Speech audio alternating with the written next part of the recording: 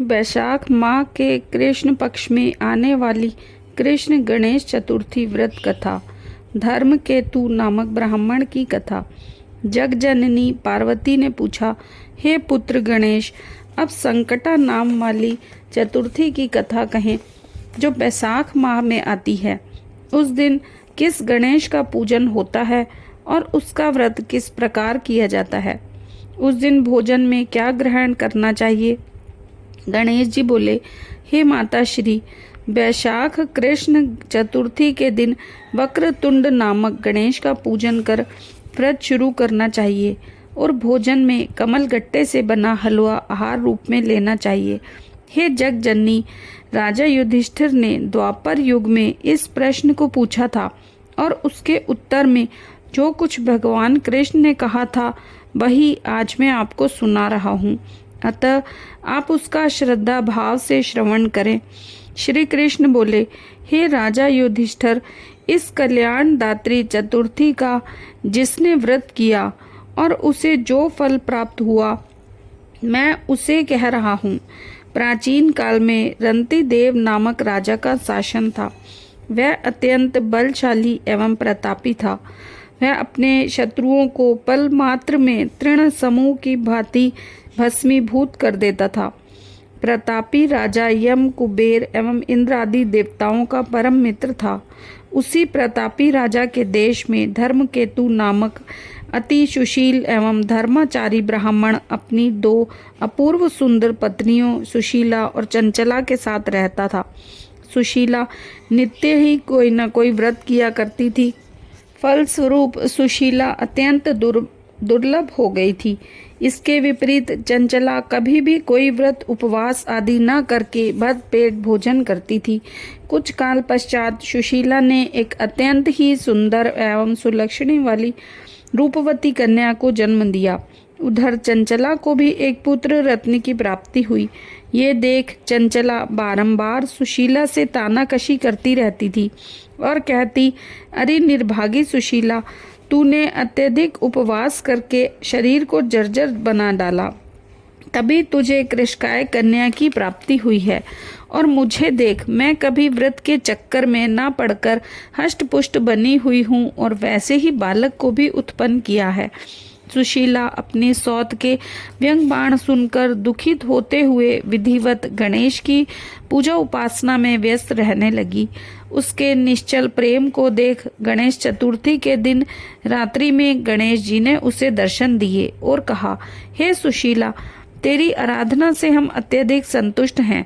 अब मैं तुम्हें वरदान दे रहा हूँ कि तेरी कन्या के मुख से निरंतर मोती और मूंगा प्रभावित होते रहेंगे। हे कल्याणी, इससे तुझे सदा प्रसन्नता रहेगी। हे सुशीले, तुझे वेद शास्त्र वेदता एक पुत्र भी उत्पन्न होगा। इस प्रकार का वरदान देकर गणेश जी वहां से अदृश्य हो गए।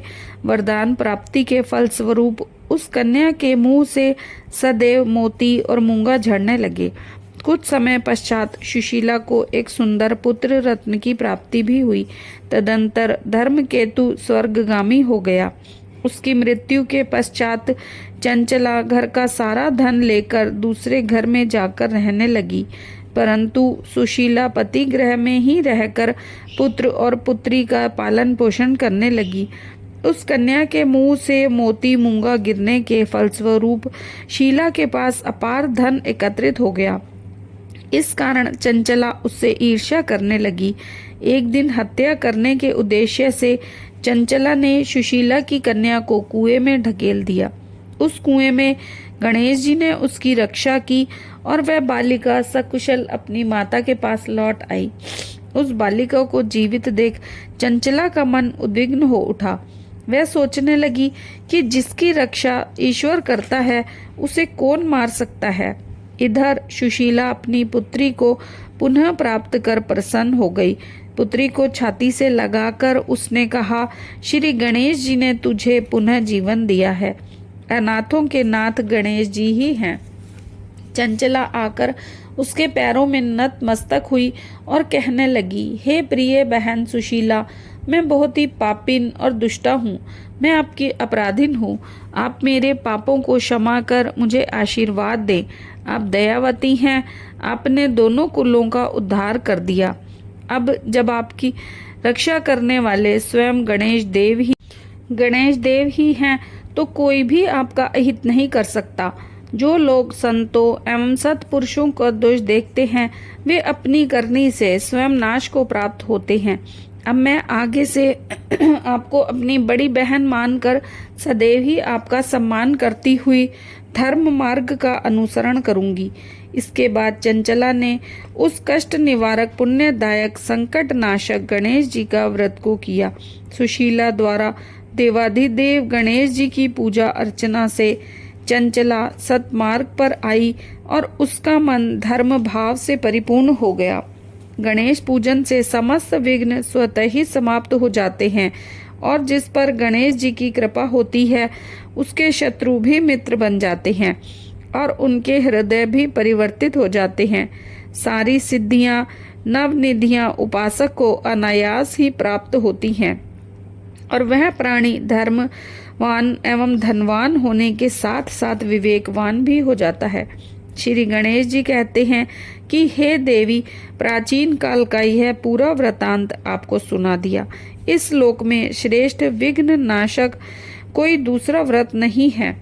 श्री कृष्ण जी ने युधिष्ठिर से कहा था कि हे धर्मराज, यदि आप भी इस गणेश चतुर्थी उपवास को करें तो आपके शत्रुओं का नाश होगा और आपको आपका राज्य वापस मिल जाएगा। भगवान के आदेश पर पांडवों के साथ युधिष्ठिर ने भी यह उपवास साविधि संपन्न किया तो उन्हें भी कौरवों के विरुद्ध युद्ध में सफलता मिली और अपना राज्य पुनः प्राप्त किया और वे शेष जीवन सुख शांति से व्यतीत करते हुए मरणोपरांत मोक्ष गति के अधिकारी बने। अतः इस विश्व में रहने वाले सभी सज्जनों को अपने सभी पारिवारिक सदस्यों के साथ यह गणेश चतुर्थी उपवास पूर्ण श्रद्धा भाव एवं भक्ति सहित संपन्न कर अपना जीवन सफल बनाना चाहिए। जय श्री गणपति।